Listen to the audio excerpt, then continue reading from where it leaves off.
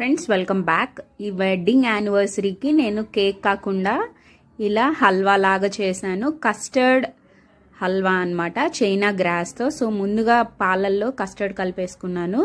ఆ తర్వాత ఈ చైనా గ్రాస్ని ఒక 20 మినిట్స్ నానబెట్టేసుకోండి నీళ్ళల్లో. పక్కనేమో పాలు కాగబెడుతున్నాను. సో మొత్తం కరిగినాక దీన్ని పొయ్యి మీద పెట్టి నాన్నాక కరగబెట్టుకోండి. అంటే గ్రాస్ మొత్తం బాయిల్ అయిపోవాలన్నమాట, వాటర్ లాగా రావాలి. సో పాలు కూడా మరిగిపోయాయి. దీంట్లో పంచదార వేసుకొని తర్వాత కలుపుకున్న ఫ్రూట్ కస్టర్డ్ కూడా వేసుకోండి.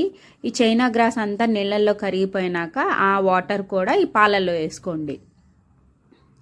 ఒక 10 మినిట్స్ బాయిల్ అయినాక దించేసుకొని చల్లార పెట్టేసుకొని ఒక ట్రేలో నెయ్యి రాసుకొని పక్కన పెట్టేసుకొని దీంట్లో వేసేసుకోండి. అంతే, ఇది 4-5 అవర్స్ ఫ్రీజ్ చేసేస్తే చక్కటి హల్వా కేక్ రెడీ అయిపోతుంది. నచ్చినట్టయితే సబ్స్క్రైబ్.